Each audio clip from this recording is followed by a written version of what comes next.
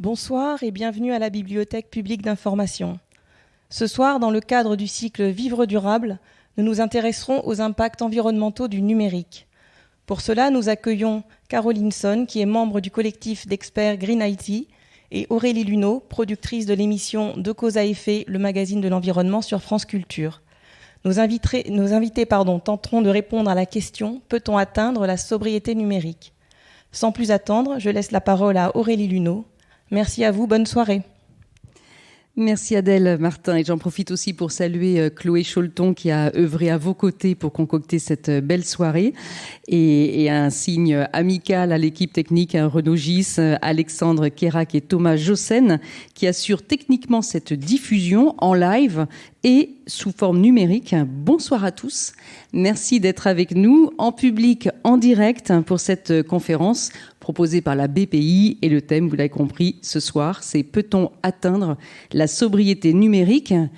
Le numérique, secteur au double visage, qui a montré combien, face à une crise pandémique comme celle de Covid-19, eh bien, il pouvait être indispensable dans nos relations professionnelles et personnelles, mais immatériel, rendu donc invisible, il n'en génère pas moins des impacts environnementaux décriés. Ce numérique serait responsable de 4% des émissions de gaz à effet de serre et pourrait atteindre un taux de 8% d'ici 2025. Alors, dans un contexte de lutte contre le réchauffement climatique et de transition écologique, eh bien, comment le secteur numérique peut-il relever le défi zéro carbone? Quelles sont les solutions pour bénéficier du meilleur et éviter le pire? Et donc réguler la croissance de nos systèmes numériques? Peut-on réellement atteindre la sobriété numérique? En un mot, comment faire d'un problème une solution? Voici quelques-unes des questions qui seront abordées ce soir avec notre invitée, Caroline Son. Bonsoir. Bonsoir. Je précise que nous devions recevoir aussi Éric Vidalinck qui a eu un empêchement familial. Il le regrette, mais ce n'est que partie remise. Et puis, je précise aussi que vous, public, vous pourrez poser des questions dans le dernier quart d'heure de cette rencontre avec nous. Ces questions qui seront posées directement à Caroline Son.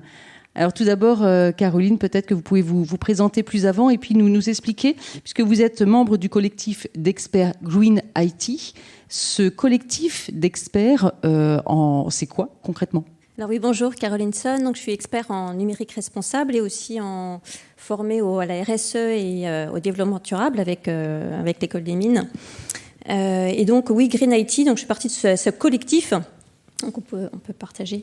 Et donc c'est un collectif d'experts sur la notion de sobriété numérique, de Green IT, de numérique responsable. Donc c'est Frédéric Bordage qui a l'initiative de ce groupe. Ça a été qui a déjà maintenant une quinzaine d'années. Et du coup, l'objectif de notre posture, en tout cas, c'est d'être totalement apolitique, totalement indépendant financièrement aussi. Donc, on n'a pas de contribution d'entreprise. Et donc, on a un engagement aussi militant assez fort sur ces sujets-là. Donc, on essaye d'être constructif et non clivant. Donc là, c'est quelques-uns de mes camarades sur le collectif, mais c'est quelques-uns parmi d'autres qui sont très actifs au sein du collectif. Et donc, on a en fait aussi trois typologies. Une qui est sur la partie Green IT, qui est un collectif de citoyens où en fait on peut s'inscrire sur une newsletter, avoir des actualités, des infos d'actu, poser des questions, etc. Et puis donc un collectif d'experts sur le numérique responsable et aussi un club d'organisation pour les entreprises. Donc au niveau des citoyens, donc on partage effectivement des infos sur les amendements. On peut participer aussi du coup à travailler sur les faire bouger la loi, etc. Sur la partie collective d'experts, donc il y a des équipes qui se chargent de développer des outils comme EcoIndex ou Green IT Analysis qui permettent en fait de pouvoir identifier sur un site internet quel est l'impact de ce site en termes d'impact environnemental et donne aussi des bonnes pratiques. Donc elle fait une note de A à B. Donc c'est des outils qui sont disponibles gratuitement avec en CC, donc avec la licence CC. Et puis du coup, voilà, il y a des référentiels de bonnes pratiques qui sont mis à disposition pour les organisations, pour développer son site en éco-conception.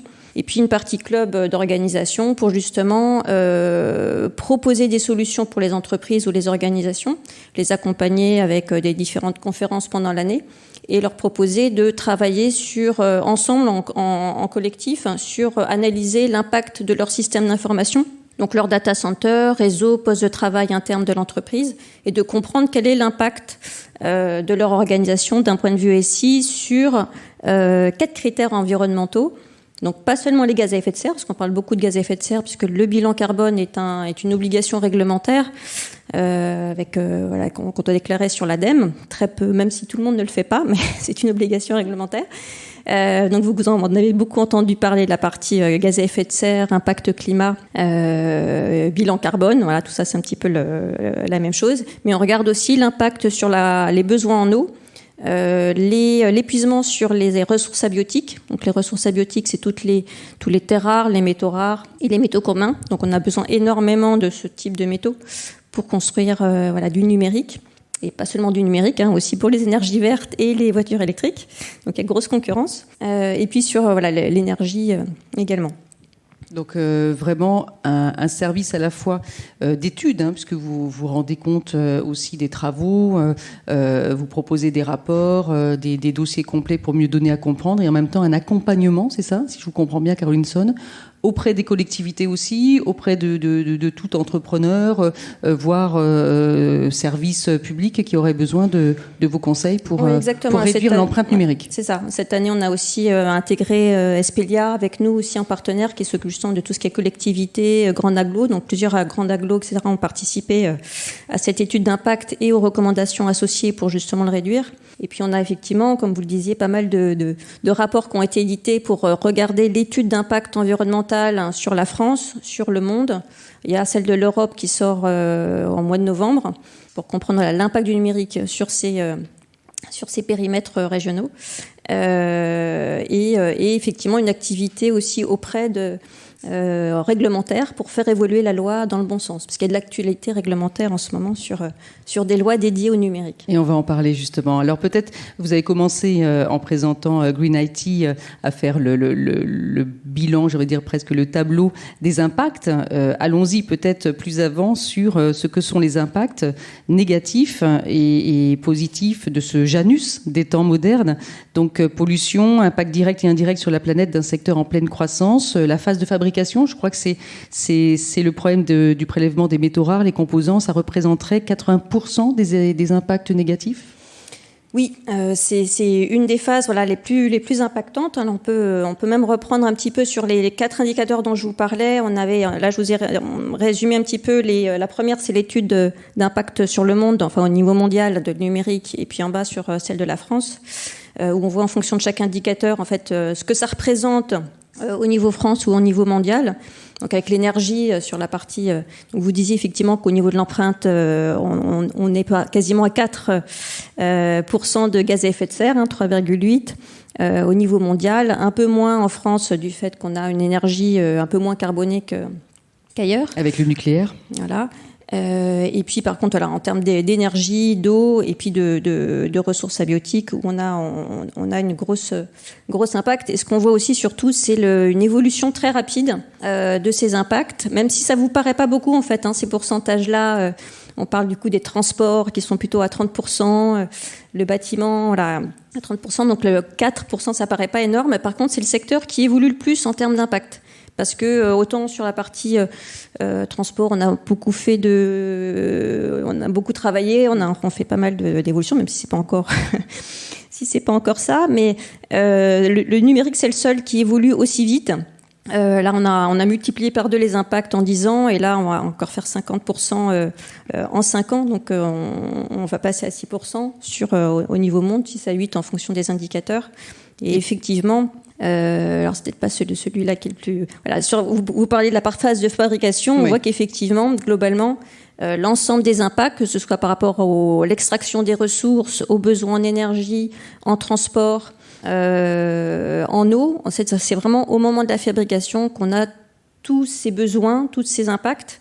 aussi sur les milieux naturels, puisque du coup, comme on fait de l'extraction, il y a des contaminations des sols, il y a des contaminations des des sols, parce qu'il y a certains métaux où on doit les travailler avec des produits chimiques pour bien différencier les différents métaux. Donc on a effectivement des villages qu'on appelle des villages cancer, souvent en Asie, parce que du coup ça tout est rejeté. Les eaux usées qui sont utilisées pour ces extractions sont rejetées, intègrent les nappes phréatiques et effectivement posent des gros problèmes de santé sur l'endroit où on extrait. C'est pour ça qu'on n'extrait plus en France. On a un gros réservoir de métaux, mais ça posait des soucis environnementaux et de santé.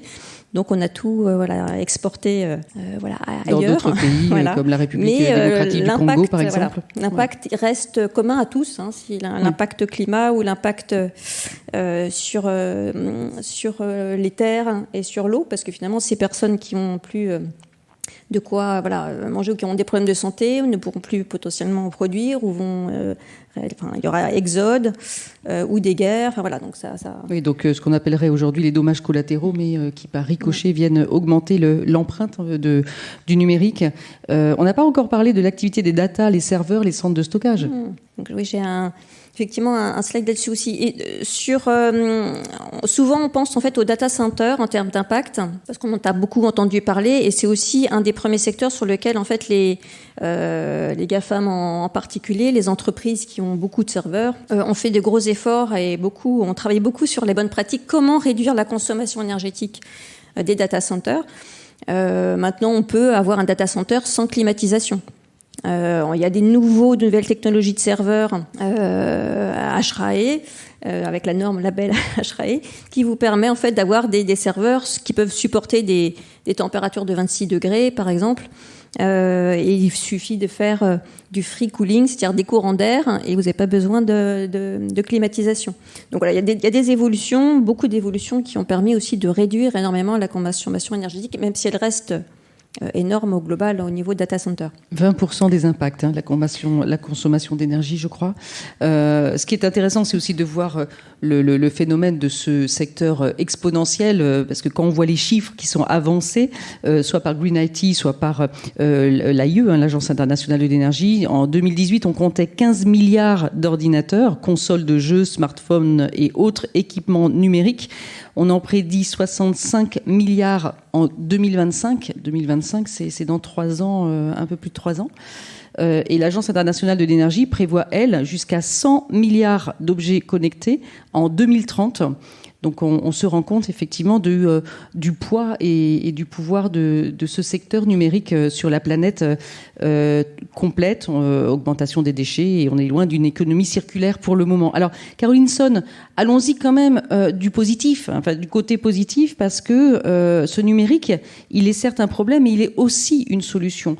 Et on voit bien que tout ce qui permet d'être dans les offres, les services dématérialisés, c'est aussi source de bien-être pour la planète. Bien sûr, et je voulais vous rebondir également sur les chiffres que vous avez mentionnés par rapport à la quantité d'équipements en IoT et des utilisateurs. C'est-à-dire que c'est pas de l'équipement uniquement utilisateur pour vous et pour ou pour moi. C'est aussi de l'équipement des bâtiments, des voitures, etc. Donc on se retrouve avec un équipement numérique, ou on appelle ça des TIC, TIC, technologie de l'information et de la communication. On n'est pas que dans la communication, mon téléphone ou mon PC portable, c'est aussi tout ce qui est je transfère, un objet qui transfère de l'information ou un objet qui en récupère. On l'inclut en fait dans le numérique. Et c'est pour ça qu'en fait ces équipements-là, pour finir sur la comparaison par rapport au data center, donc c'est la partie gauche de la colonne en orange, c'est cette partie-là alors on appelle ça utilisateurs, mais bon là c'est aussi des objets qui concentrent le plus d'impact. Tout simplement parce que on les compte en milliards, alors que la partie réseau, ça se compte en millions, et les serveurs aussi. Donc c'est aussi une question de quantité d'équipements, et aussi parce que, en tout cas pour les terminaux utilisateurs, donc que nous on utilise, les téléphones ou les PC, le fait qu'il y ait toute cette technologie d'écran tactile, d'écran, etc., ça nécessite une quantité de métaux beaucoup plus important que encore plus important que sur les réseaux ou les serveurs. Donc des besoins de métaux rares, etc. pour toutes ces fonctionnalités un peu spécifiques, les vibreurs, etc. Chaque nouvelle petite fonctionnalité comme ça a besoin de métaux. On est entre 50 et 70 métaux différents dans nos appareils. Ce qui paraît assez incroyable. C'est souvent en très petite quantité, mais pour intégrer toutes nos fonctionnalités, nos nouvelles technologies, notre nouvelle petite fonctionnalité, on a vraiment besoin d'une quantité de métaux très, très diverses et variées. Simple à trouver ou pas, mais qui crée une certaine dépendance et qui crée aussi un certain épuisement des ressources. Et oui, on parle de guerre des métaux rares à venir et avec des troubles en matière de géopolitique. Mais du coup, Carolinson, quand on voit ces villes smart, en fait, ces villes qui utilisent le numérique pour le meilleur, pensant réduire aussi les gaz à effet de serre, on voit les propositions de trottinettes électriques ou de vélos électriques ou de véhicules électriques en libre service. Donc ça veut dire qu'on a besoin aussi d'être connecté pour pouvoir les réserver à distance. Donc là, ça veut dire que plus on met en place ces possibilités pensant améliorer la situation et œuvrer pour le bien de la planète, plus on nourrit la machine qui, elle, est extrêmement polluante pour la planète. Oui. On crée effectivement beaucoup de nouveaux services qui sont très dépendants du numérique.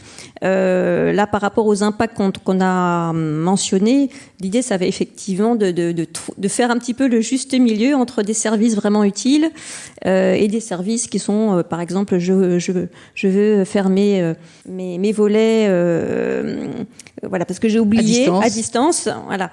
Il suffit de s'organiser ou on n'a pas envie de se lever de son canapé. Bon, c'est un petit peu exagéré comme exemple, mais bon, globalement, c'est quand même des services qui sont possibles ou d'autres. Enfin, c'est vraiment un exemple parmi tant d'autres. Pas pour, mais voilà, il faut vraiment globalement chaque fois se poser la question. Voilà, est-ce que c'est utile, est-ce que j'en ai besoin?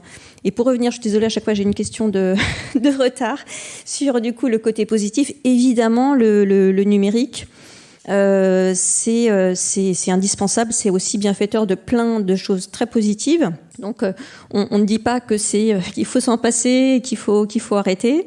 Il faut effectivement trouver le juste milieu. On a vous aviez mentionné des exemples où et juste le fait de pouvoir communiquer et de pouvoir communiquer rapidement du bout du monde, c'est aussi un moyen de résilience pour pouvoir partager quand on a un problème tout d'un coup qui arrive, une crise sanitaire ou une crise X ou Y, climatique ou autre, qu'on puisse échanger des bonnes pratiques, des solutions rapidement pour pouvoir mettre en place des choses partagées, créer une certaine synergie. Donc on en a besoin, ça c'est sûr, pour notre résilience, pour être réactif en fait aux différentes crises qui nous attendent et qui arrivent de façon très frontale et très violente. Il faut qu'on puisse avoir une certaine réactivité, même si cette réactivité a aussi des éléments négatifs, parce qu'on est parfois trop dans la réactivité par rapport à certains sujets, on ne prend pas le temps de réfléchir. Mais voilà. Mais on voit bien que, par exemple, soit les pompiers, les SAMU, donc les services d'urgence, utilisent aussi ces services-là pour trouver à proximité des citoyens sauveteurs. Et donc, tous ces systèmes aussi, aujourd'hui, numériques, nous permettent de sauver des vies. Et durant la pandémie, on peut penser aux cours, les cours pour les écoliers, pour les étudiants, qui ont pu être assurés en distanciel et donc révolutionner aussi le travail à distance. C'est aussi ce positif, mais comme on le comprend avec vous, Carolinson, il va falloir penser à raisonner et à ne garder que le meilleur pour éviter les usages abusifs. Oui, ça a été compliqué pour les écoles. Le côté, ça fonctionnait pas forcément parce que c'était pas forcément prévu pour. Mais effectivement, il y a le côté, évidemment, tout le monde s'est posé un moment à donner la question, est-ce que finalement le télétravail, c'est mieux que d'aller se déplacer d'un point de vue impact environnemental. Évidemment, si on utilise en fonction des moyens de locomotion qu'on utilise, effectivement, on a pu le constater, en tout cas, le fait que la voiture était moins utilisée, on a consommé moins de pétrole, d'essence, de gasoil, et donc moins émis de gaz à effet de serre puisqu'on en a moins acheté, moins de particules fines aussi, donc par rapport à la pollution atmosphérique.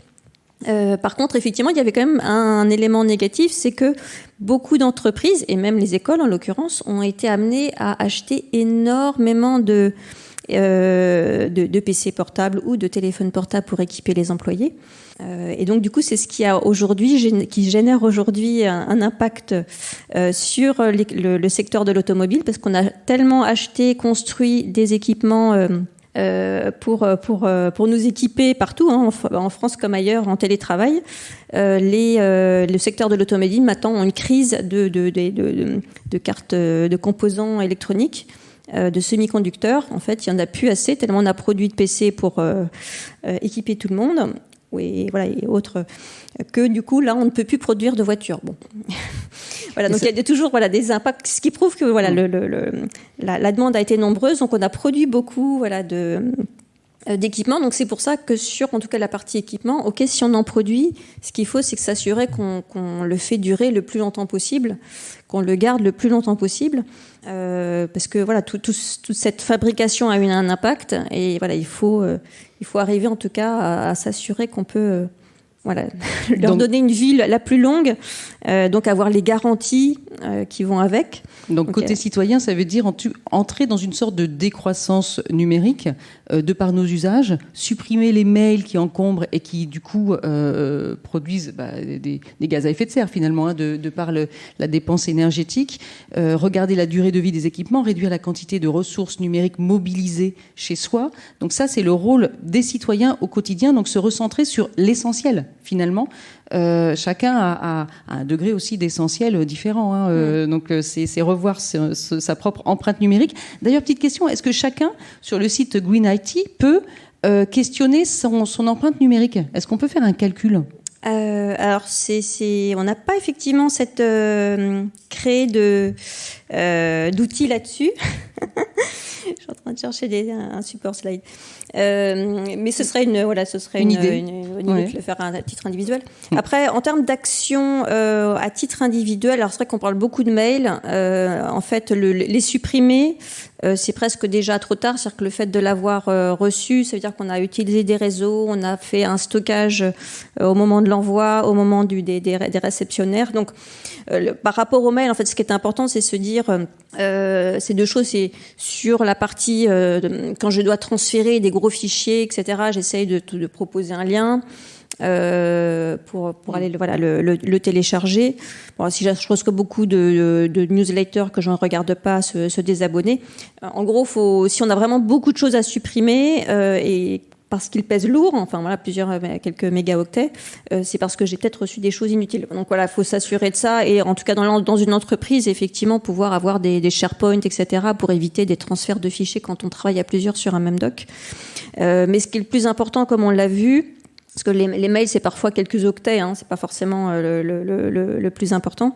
Mais voilà, en tout cas, il faut être dans cette dynamique de sobriété. Moins je reçois sur ma boîte personnelle ou sur ma boîte pro, mieux c'est. Mais ne serait-ce que d'un point de vue disponibilité mentale. Oui, voilà.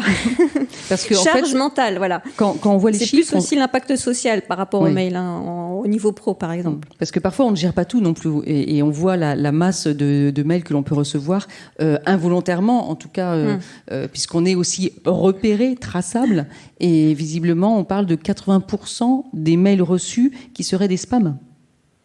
Oui. Donc ça fait quand même une énorme quantité de mails déchets, en tout cas. Qui vont en plus directement à la poubelle. Et du coup, pour répondre aussi sur la partie qu'est-ce qu'on peut faire à l'échelle individuelle, finalement, c'est aussi des choses entre guillemets simples. C'est-à-dire que du coup, on peut acheter, quand on a besoin effectivement d'un nouveau matériel. Alors, soit on en a un qui fonctionne pas et on peut essayer de le réparer. Donc sur le site de l'ADEME, vous avez un site je me souviens plus du nom, mais il s'appelle de réparation. Vous avez en fait la liste de tous les réparateurs agréés par l'ADEME.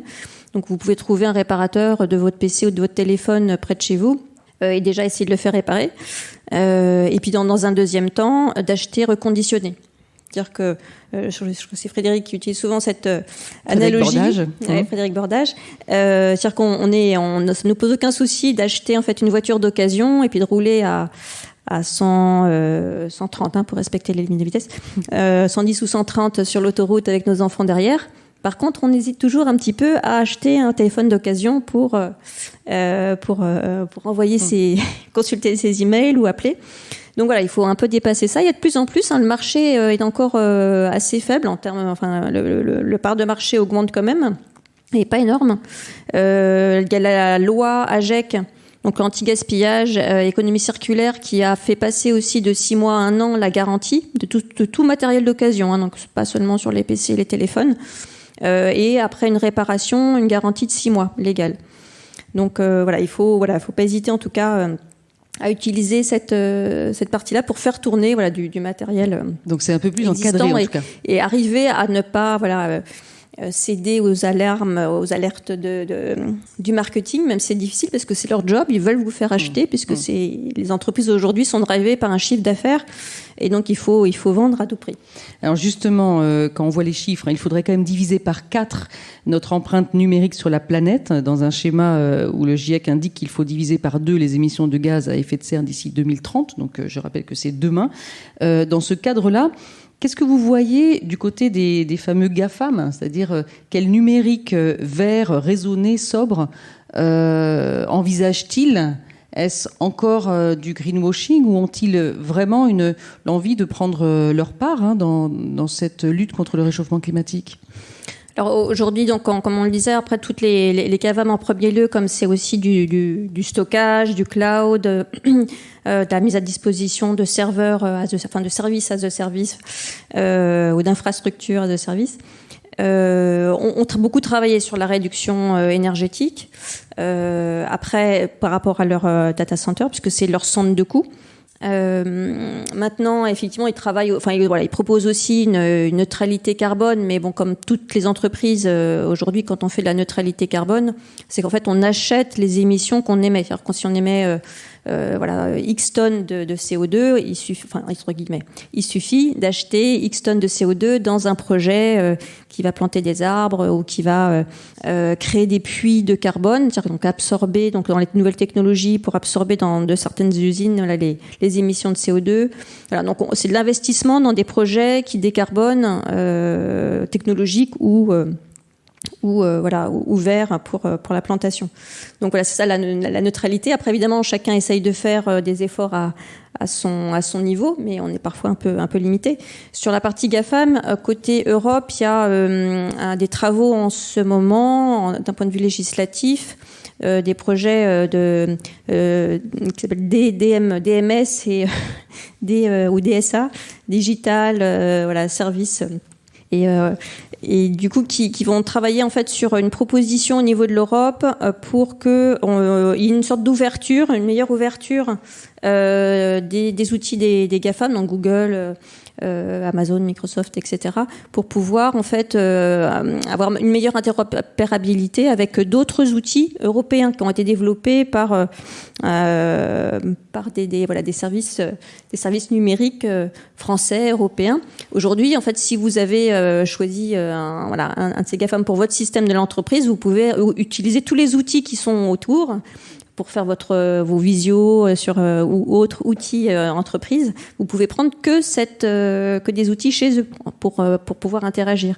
Donc là, ils vont les forcer à créer des API pour que vous puissiez, par exemple, faire la partie outils visio, vous soyez pas obligé d'acheter Zoom, mais que vous puissiez utiliser un service numérique qui serait proposé en Europe ou en France. Donc voilà, une meilleure réactivité par rapport aux problèmes de concurrence aussi, parce qu'aujourd'hui les problèmes de concurrence en fait mettent du temps à être gérés au niveau des GAFAM. Donc voilà, ils travaillent un petit peu sur des choses comme ça pour en tout cas mieux interagir et donner du choix finalement aux entreprises ou en tant qu'individu pour pas être dépendant que d'un seul gros. Mais eux-mêmes pourraient travailler sur le recyclage, c'est-à-dire fabriquer de nouveaux ordinateurs, de nouveaux objets connectés, mais à partir des matériaux qui composaient des anciens pour éviter justement d'alimenter des décharges au bout du monde et donc être dans une éco-conception, favoriser donc le recyclage et puis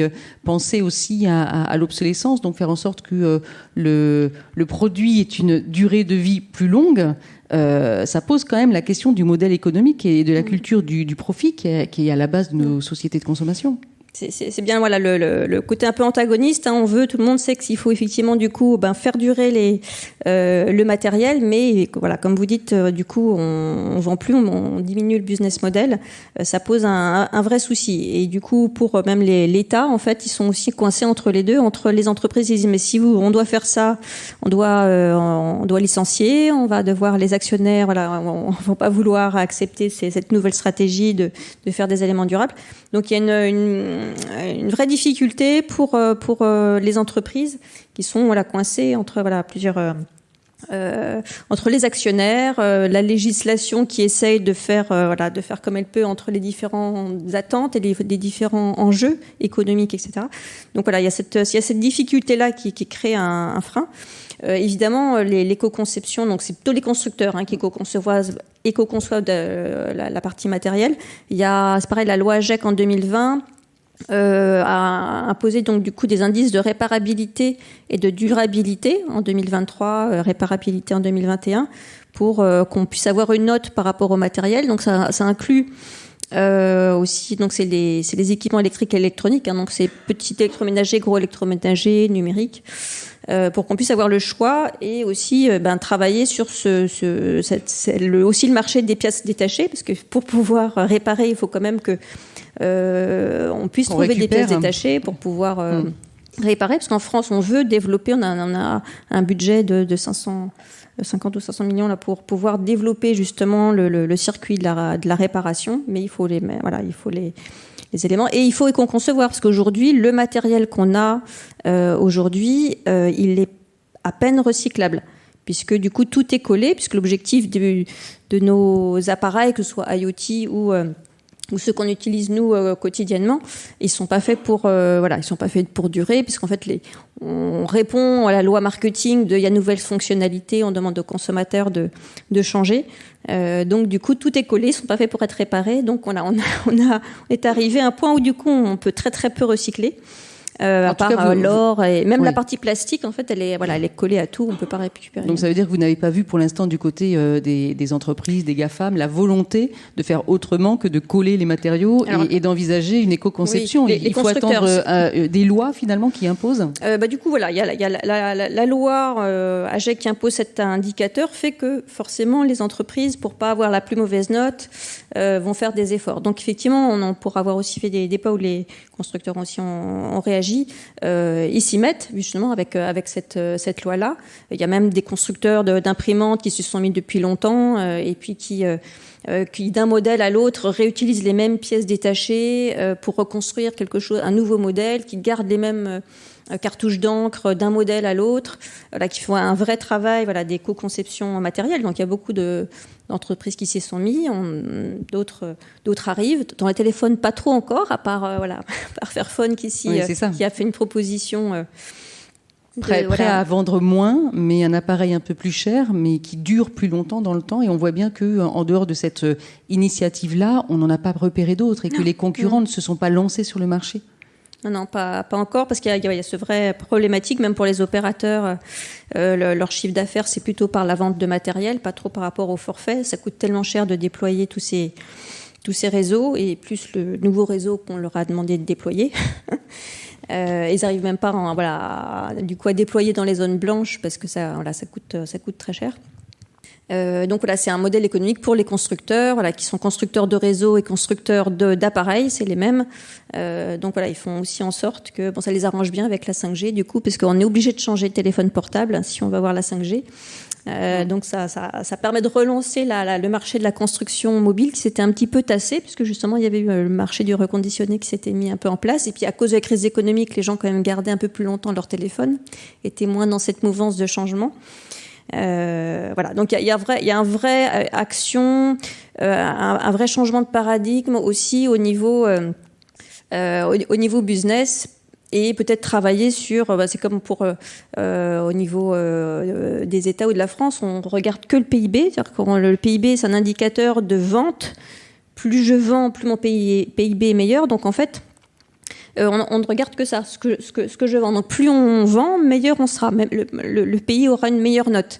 Voilà, donc il faut qu'on arrive à trouver d'autres indicateurs que le PIB. Et pareil pour les entreprises, que le chiffre d'affaires, et peut-être trouver, chercher d'autres des nouveaux modèles économiques qui soient moins impactants pour l'environnement, et plus durable, mais avec un système de location, avec des systèmes d'accompagnement, d'aide. Il faut trouver, il faut être innovant.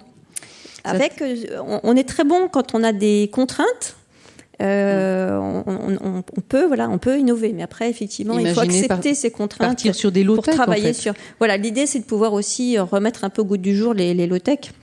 On peut peut-être expliquer ce que c'est concrètement. Oui, du coup, quelque chose de très simple, c'est que un SMS, aujourd'hui, on peut le considérer comme de la low-tech, puisque il y en a qui ne l'utilisent quasiment plus, qui utilisent plutôt des applications de communication Internet, comme WhatsApp, etc., qui utilisent le réseau Internet au lieu d'utiliser les réseaux dédiés. Pour la voix, c'est pareil, on passe parfois par des applications au lieu d'utiliser le téléphone et donc d'utiliser le réseau voix qui est différent de la partie réseau Internet. Donc il y a beaucoup d'usages qui sont passés sur la partie Internet qui commencent du coup à déborder. À la fois par rapport à ce déplacement d'usage, donc c'est pas que à cause des utilisateurs, attention, hein, c'est surtout aussi à cause si on fait un petit peu le lien avec l'éco-conception des sites, un service aujourd'hui, pour le même usage, il va vous transférer un volume de données 5 à 10 fois à 100 fois plus important qu'avant. Parce qu'il y a une carte géographique interactive automatiquement, il y a du carrousel, donc quelque chose qui bouge, des images qui bougent, des vidéos qui se mettent automatiquement. Donc pour un même usage, on vous pousse plus d'informations. Et donc vous consommez plus.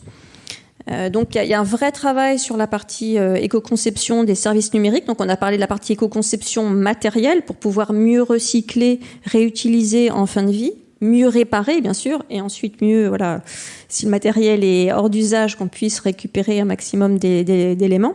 Mais il y a aussi la partie éco-conception du service numérique, comme je réserve un billet de train ou je veux réserver une place de ciné, parce qu'il faut du coup maintenant le faire en amont, mais avec un service qui soit le plus sobre, le plus simple possible.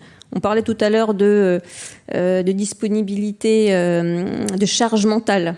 Voilà. Donc il y a quand même beaucoup de sites. Moi, quand je vais sur certains sites qui me mettent des images partout, etc. Oula, j'ai dit on a déjà épuisé par notre journée d'information, etc. Moi, je vais pas sur ces sites-là. Si plus le parcours est compliqué, plus il y a d'images, plus il y a d'informations. Moins c'est intéressant pour le client et plus ça consomme de la bande réseau. En fait, ce qu'il faudrait théoriquement, c'est que finalement, quand vous êtes à Gare de Lyon ou dans n'importe quelle gare où on capte juste de l'Edge ou du 2G, que le service fonctionne.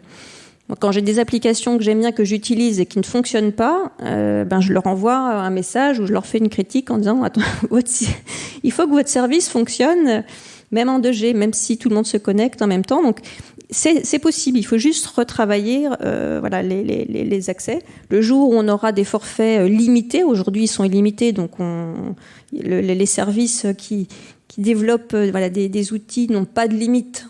Donc du coup on vous envoie plein d'informations. Mais à partir du moment où on pourrait être limité, il faut que les services. Donc du coup, on a une loi, en fait, la loi REEN, qui est la réduction de l'empreinte environnementale du numérique. Donc c'est une loi française, un projet de loi. Adopté en première lecture au Sénat le 12 janvier 2021 et donc qui va retourner au Sénat en deuxième lecture, c'est ça ? C'est ça, au mois de novembre, qui est issu de la proposition du Sénat de l'année dernière. Et donc il y a effectivement cette partie d'éco-conception où au départ on voulait effectivement que ce soit même obligatoire peut-être pour les services publics ou les grandes entreprises de plus de X millions d'euros. Ce sera peut-être plus une proposition, au final ce sera plus obligatoire, On voit que pour les bilans carbone c'est obligatoire, mais il y en a plein qui le font pas. Donc si c'est une recommandation, ce sera pas forcément fait, mais ce sera accompagné de bonnes pratiques ou de Canva, etc. Mais c'est des premières étapes. En même temps, dans cette urgence environnementale, avec le réchauffement climatique qui n'attend pas, une partie des citoyens attendent qu'il y ait probablement plus de lois injonctives.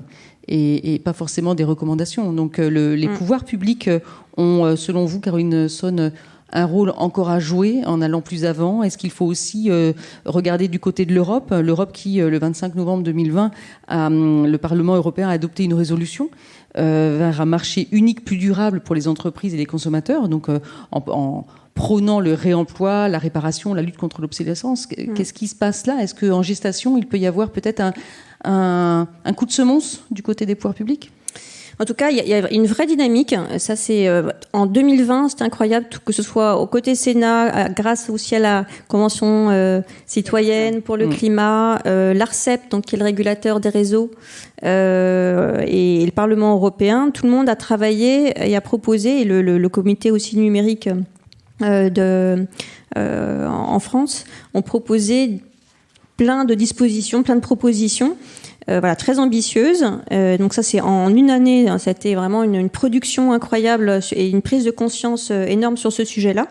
Donc avec beaucoup de propositions, sur effectivement obliger la partie constructeur à avoir un minimum de 5 ans de garantie pour justement, aujourd'hui, elle est à 3 à minima, 3 ans.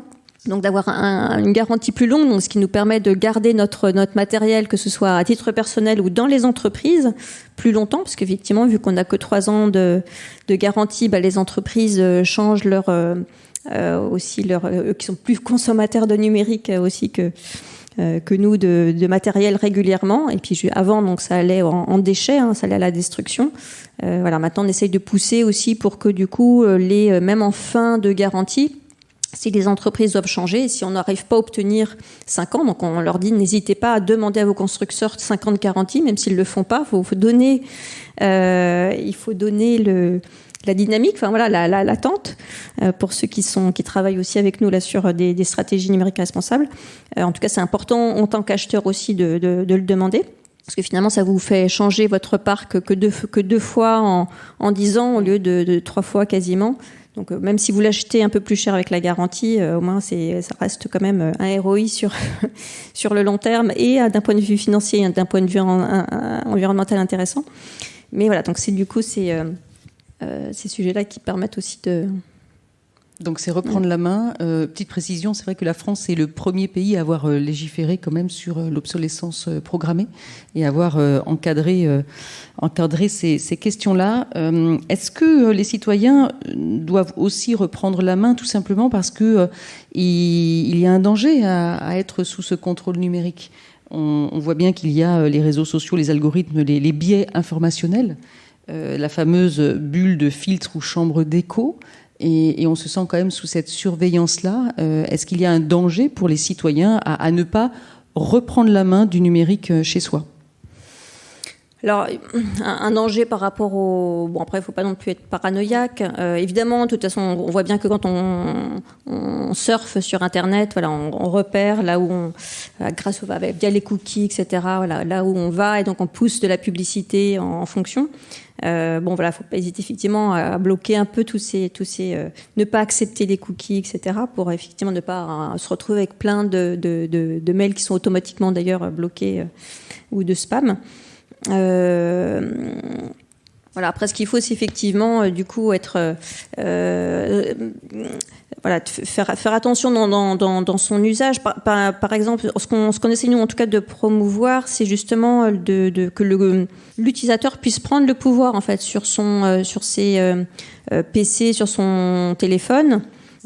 On parle plus d'IoT là, mais pour pouvoir justement installer ce qu'il veut. Là, on vous impose, quand vous achetez quelque chose, vous avez tout un panel d'éléments que vous pouvez pas supprimer.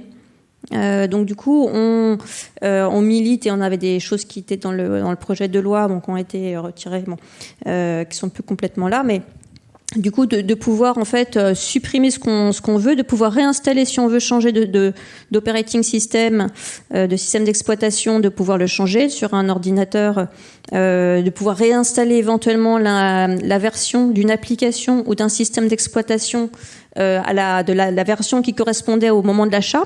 Parce que parfois, vous acceptez en fait des mises à jour.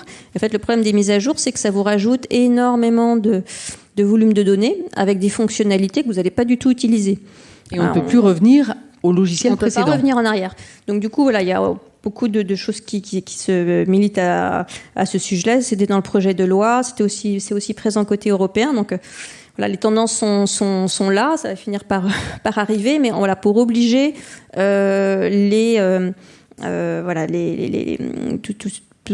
tous les producteurs de logiciels ou de systèmes d'exploitation de pouvoir proposer des versions disponibles pendant un temps au moins minimum de la garantie pour pouvoir réinstaller la version d'avant.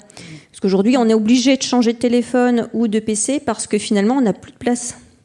Parce que le système d'exploitation prend 80% de notre matériel, alors que 80% des fonctionnalités ne sont pas utilisées ni en entreprise, ni à titre personnel. Alors pour guider peut-être les citoyens qui voudraient reprendre la main, Green IT, l'ADEME propose vraiment sur leur site en accès libre des conseils, comment enlever telle ou telle fonctionnalité, etc. Parce que c'est pas assez évident en fait quand on n'est pas puriste. Non, et puis alors de toute façon revenir en arrière sur une fonctionnalité aujourd'hui c'est pas possible. Enfin en termes de les systèmes d'exploitation, la plupart bloquer tel ou tel ou spam ou autre c'est reprendre la main. C'est vrai qu'on pense peut-être à une micro-possibilité, il y en a d'autres et on ne les connaît pas. Oui. Après, on peut, par exemple, sur un... alors, il n'y a pas forcément des choses aussi précises, mais il y a effectivement, par exemple, pouvoir arrêter, bloquer en fait les vidéos qui se lancent automatiquement. Mais bon, ça, c'est sur chaque application ou de réseau social que vous pouvez trouver les paramètres qui sont parfois assez compliqués. Et après, effectivement, quand vous avez un PC qui ne supporte plus Windows parce qu'il vous dit que ça y est, maintenant c'est en fin de garantie et votre PC ne fonctionne plus, on peut installer des logiciels libres. Donc, il y a des systèmes d'exploitation libres. Il faut aller effectivement, par contre, chez une entreprise spécialisée qui a pignon sur rue, que vous pouvez retrouver aussi sur le site de l'ADEME. Même dans les sites de réparation, par exemple, ils font aussi la mise à jour de vos PC. Vous pouvez faire aussi une sorte de révision. Comme on fait aujourd'hui la révision sans problème pour nos voitures, on peut faire des révisions. Là, c'est un coût, mais il faut le prendre en compte pour du coup optimiser l'efficacité de nos outils informatiques ou télécoms. Ça, c'est quelque chose qu'on peut faire en allant chez un spécialiste, et on faut trouver qui propose le service, mais pas forcément ou installer des logiciels libres qui prennent moins de place, qui sont gratuits, qui sont en licence. Les GAFAM ne proposent pas encore ça. Non. À ce stade de notre rencontre, je vous propose peut-être de donner la parole au public. Si vous avez des questions à Caroline Sonn, n'hésitez pas. On n'a probablement pas parlé de tout et vous avez certainement soit des réactions, soit des questions à poser. N'hésitez pas. Voilà, il y a Adèle Martin qui va aller à votre rencontre. Merci. J'ai juste une question, je ne suis pas sûre, mais j'avais entendu parler d'un règlement général environnemental. Il y aurait eu un groupe de travail pour faire un peu une colonne vertébrale sur toutes les bonnes pratiques, justement, dans le numérique, au niveau de la sobriété numérique, comme il y a notamment pour l'accessibilité. Il y en a déjà un, le RG2A, si je ne me trompe pas. Donc j'avais entendu parler de ce règlement, et à mon sens, il devait sortir bientôt. Et je le vois pas sortir, j'en entends plus trop parler. Donc je sais pas si vous savez un petit peu plus dessus et si c'est en effet toujours en projet, parce que je crois qu'il y avait des personnes de la DINUM qui étaient dedans. Donc il y avait aussi une volonté de l'État de proposer des bonnes pratiques et c'était pas réglementaire, mais si vous savez un peu plus sur le sujet, ça m'intéresserait. Oui, alors il y a plusieurs types de bonnes pratiques, ou en tout cas sur différents sujets. Il y a les bonnes pratiques, donc il y avait les 65 bonnes pratiques qui ont été créées avec aussi le club Green IT, donc et greenit.fr, qui permet en fait c'est plus pour les entreprises, donc c'est guide de bonnes pratiques puisque le Syntec c'est pour entreprise et qui a été complété par justement le Syntec numérique et puis d'autres partenaires avec jusqu'à 100. Maintenant, on a 100 bonnes pratiques à déployer dans l'entreprise. Donc d'un point de vue organisationnel, d'un point de vue sur la partie achat responsable, sur la partie justement utilitaire ou maintenance du matériel, etc. Donc il y a tout un panel de bonnes pratiques en entreprise. Et puis effectivement, il y a aussi des travaux à Demarcep entre autres, ou à ADEME, sur sur justement la partie éco-conception. C'est-à-dire que du coup, dans la loi REN, donc réduire l'empreinte environnementale du numérique, sur la partie éco-conception, il y a aussi des travaux pour effectivement proposer un carcan pour pour donner des lignes, des bonnes pratiques, une structure pour pouvoir réaliser l'éco-conception. Ce qui est assez compliqué en fait. Il y a des normes aujourd'hui qui existent, c'est ISO 14064 qui permettent de faire de l'éco-conception, mais c'est quelque chose d'assez général. On peut éco-concevoir plein de choses. Effectivement, des produits plutôt, mais aussi des services numériques. Et l'objectif, effectivement, avec l'AFNOR, c'était de décliner des règles plutôt appliquées aux services numériques, mais qui est toujours en cours. Par contre, les 100 bonnes pratiques sont disponibles sur le Syntec numérique. Et les 65 aussi sur le site greenIT.fr. Je crois aussi sur l'INR. Ils sont disponibles. Une autre question peut-être ? Bonsoir. Ma question est au niveau de Donc on comprend bien que l'impact du numérique est fort sur l'environnement.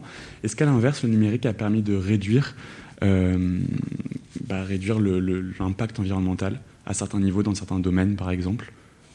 Oui, là, on a un petit peu essayé de l'évoquer rapidement, mais effectivement, du coup, on appelle ça l'IT for Green. C'est-à-dire que du coup, on met à disposition du numérique pour des solutions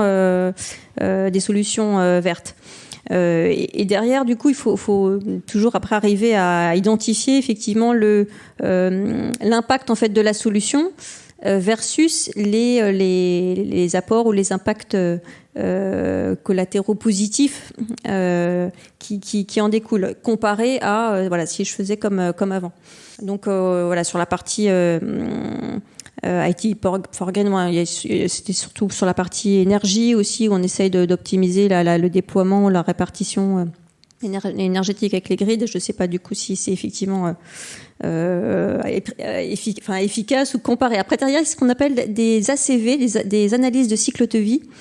L'idéal, c'est de pouvoir après comparer la solution existante avec la solution IT for Green, donc qui intègre la partie fabrication, usage et puis fin de vie, avec aussi donc là c'est très environnemental comme impact, mais il faut aussi prendre l'impact social, parce que du coup on a aussi un impact social très très positif potentiellement.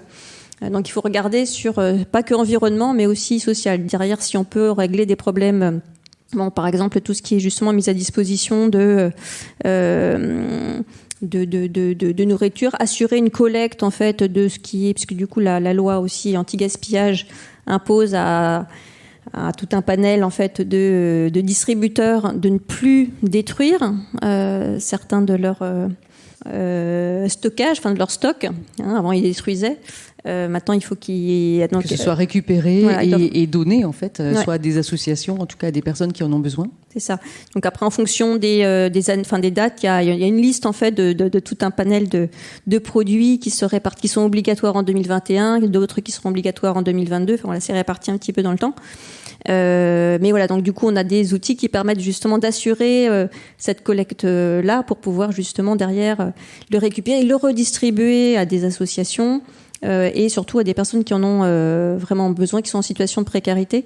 Donc là, on va effectivement mettre en place tout un service numérique pour assurer cette analyse des données, de collecte des informations, de quel type d'informations, de produits on a, comment on peut le répartir derrière en fonction des associations qui en ont besoin. Donc là, on a besoin de développer un peu d'intelligence pour tout ça. Là, on est vraiment dans l'apport social et environnemental, puisqu'on contribue à éviter les déchets, la réutilisation du coup des outils. Donc c'est ça aussi la League for Green, c'est finalement de se mettre au service de la réduction par exemple des déchets ou de la réduction de la précarité. Et puis si du coup le système est éco-conçu, c'est-à-dire de façon sobre, pas stocker 50 000 informations non nécessaires, disponibles même en 2G sur vos téléphones, si pour ceux qui sont en déplacement ont besoin d'y accéder pour les employés. On a tout gagné dans l'IT for Green. Une autre question peut-être ? Alors, à l'échelle quotidienne, vous conseillerez plus les utilisateurs de s'envoyer des messages et de s'appeler par téléphone ou plutôt via Internet, sur Messenger, WhatsApp, tout ça. Alors, quel impact, enfin lequel est plus économique, disons, et le meilleur au niveau de confidentialité des données aussi. Bonne question aussi pour la partie confidentialité. Finalement, quand on fait un appel voix, ça on parle d'un échange. Alors, le moins impactant, c'est d'aller. Bon, ça, faut que la personne soit à côté. Si c'est son voisin, on prend son vélo. Mais sinon, effectivement, c'est d'utiliser le réseau voix. Le réseau voix, il est fait pour. Il est plus trop. Voilà, il est déployé. C'est un réseau RTC, il y en a qu'un. C'est le seul en fait qui est commun à tous les opérateurs. Donc autant sur la partie versus la partie internet, j'utilise un WhatsApp, un communicator, un Snap ou je ne sais trop quelle application pour faire un appel voix. Là, on passe par le réseau mobile. Enfin voilà, si on est sur son téléphone, donc 3G, 4G en fonction de ce qu'on capte. Pour la partie mobile, en fait, tous les opérateurs doivent déployer le même réseau 4 fois. C'est-à-dire qu'on a déployé au moins 3 réseaux 2G, 4 réseaux 3G, 4 réseaux 4G. Et puis là, on est parti pour déployer 4 réseaux 5G. Voilà, la voix, il y en a, ou la partie Internet, voilà, il y en a qu'un, c'est la partie France Télécom, et après, chaque opérateur, voilà, s'occupe de la partie forfait. Donc voilà, ça permet effectivement d'utiliser un réseau qui est existant depuis longtemps et qui a été rentabilisé depuis longtemps, de pas encombrer un réseau sur lequel on se sent obligé de passer de 4 à 5G, et puis peut-être 6G, puisqu'il est en préparation, le 6G, il va bientôt sortir. Et de pas avoir l'impression qu'en fait on a besoin de monter dans les G et en plus d'être obligé de le déployer 4 fois. En termes de confidentialité, pareil, en fonction du coup du réseau social ou de l'outil de communication voix Internet, VoIP que vous utilisez, en fonction, c'est soit la plupart qu'on utilise, il n'y en a aucun qui est européen, ils sont soit asiatiques, soit américains. Donc vos données passent par des serveurs qui ne sont pas français. Donc c'est pour ça que même au niveau de l'État, en tout cas tous les services qui ont besoin de sécuriser son réseau, ils vont pas le mettre sur un serveur Google ou Amazon. Ils vont créer leur propre data center pour une histoire de souveraineté. C'est pour ça que l'État avait aussi voulu qu'on déploie quand même plus, qu'on fasse aussi des Google et des Amazon aussi en France pour avoir une souveraineté des données en France et que nos informations soient pas disponibles effectivement. D'ailleurs, c'était un gros problème d'ailleurs pendant la phase de télétravail, c'est qu'il y a beaucoup de visioconférences qui ont été identifiées comme non, que toutes les entreprises utilisaient comme non confidentielles, puisque c'est stocké après sur des serveurs pendant une semaine avant d'être supprimées, toutes vos visioconférences, et donc elles peuvent être effectivement visionnées en décrypté sur le serveur de visio qui stocke pour que vous puissiez y accéder derrière. Enfin, pour décrypter et crypter. Donc il y a eu beaucoup de sujets là-dessus, sur ce problème de confidentialité. Il ne faut surtout pas partager des données confidentielles en visio avec certains outils si c'est très confidentiel. Est-ce qu'on a répondu à votre question ? Oui. Voilà, donc appelez avec en réseau voix. Madame, dans les premiers rangs. Et faites des SMS plutôt que pour utiliser le réseau SMS. C'est un réseau à part entière aussi, les SMS et les MMS, qui existent et qui est rentabilisé depuis longtemps. Je suis techniquement totalement profane. Je m'intéresse donc au passage à la 5G. Toutes les mutations sont vertigineuses, donc il faut l'envisager dès à présent. Première question. J'ai un appareil 4G actuellement, pas très performant. Si je le conserve, il devient moins performant, mais est-ce qu'il reste fonctionnel ? C'est ma première question. La deuxième, je conserve le même appareil également. Est-ce que cette notion de reconfiguration peut être possible et consister dans ce cas à le faire migrer vers la 5G en le conservant ? Est-ce que vous comprenez ? Oui. Alors, en un mot, est-ce qu'on est obligé de changer de téléphone si on est dans un secteur 5G, si on passe à la 5G ? Voilà. Alors pour commencer par la première sur la partie réseau 4G, en fait, à partir du moment, alors il y a eu quelques villes qui ont eu ce souci-là, mais en fait, normalement, le réseau 4G doit rester. On ne doit pas l'enlever. Donc du coup, vos téléphones, oui. Oui, enfin en tout cas, voilà. Madame dit qui peut le plus peut le moins, c'est ouais. ça. Votre téléphone qui est compatible 4G, il continuera à fonctionner. Il y a eu quelques soucis où en fait, dans certaines communes, ils ont remplacé l'antenne 4G par une antenne 5G et donc du coup, plus personne n'avait accès à rien du tout. Voilà, bon, je pense que ça a été résolu depuis, j'espère. Mais voilà, c'est pas l'objectif. Ils sont censés garder la partie 4G. Par contre, si vous voulez effectivement utiliser la 5G parce que vous avez besoin de jouer à un jeu qui demande une haute définition très fine et que vous voulez faire ça dans votre voiture ou en déplacement et que vous voulez du coup la 5G, il va falloir changer de téléphone. La 5G, c'est l'équivalent d'un... alors aujourd'hui, parce qu'en fait, les fréquences qu'on a, elles sont potentiellement un peu moins ou équivalentes de la fibre. Donc en gros, aujourd'hui, chez vous, si vous avez la fibre, la 5G va pas vous aider à aller plus vite. Et en déplacement, la 5G vous permet de jouer éventuellement à des jeux vidéo, de regarder la télé dans une super haute définition. Aujourd'hui, avec la 4G, si vous regardez vraiment un film en déplacement, la qualité est largement suffisante sur un petit écran. Enfin, bon, pour moi, la 5G n'est pas utile. C'est concret, pour un utilisateur nouveau lambda. Besoin, ouais. Mais en a-t-on besoin ? Voilà. Pour les usages qu'on a habituellement, même regarder une petite vidéo, un élément, quelque chose en YouTube, etc. La 4G est largement suffisante. Là, c'est si on veut vraiment peut-être faire des choses beaucoup plus on a une demande particulière.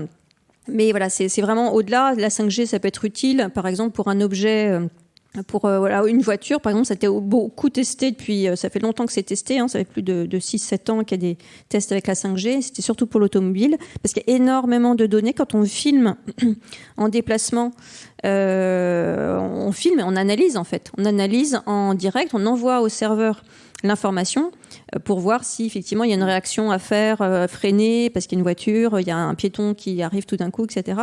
Donc on a besoin d'un traitement rapide avec beaucoup de données, un volume de données le plus précis possible, parce que s'il faut trouver un petit chat qui est à 4 mètres, et on a besoin d'un niveau de précision. Donc c'est pour ça que dans ce type de données, d'éléments, on pourrait avoir besoin de la 5G.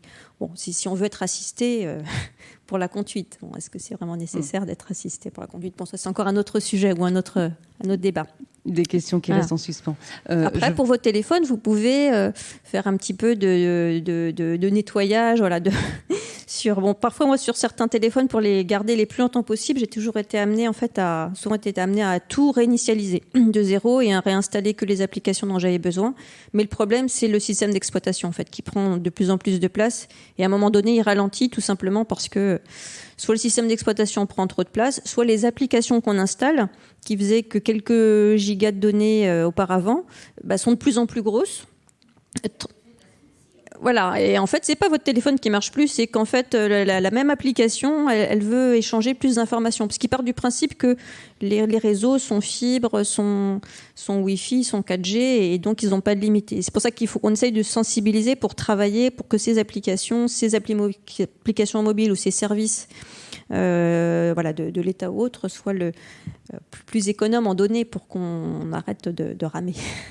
Donc le message que vous nous donnez, en tout cas, Caroline Son, c'est de remettre le numérique à la bonne place dans nos vies au quotidien.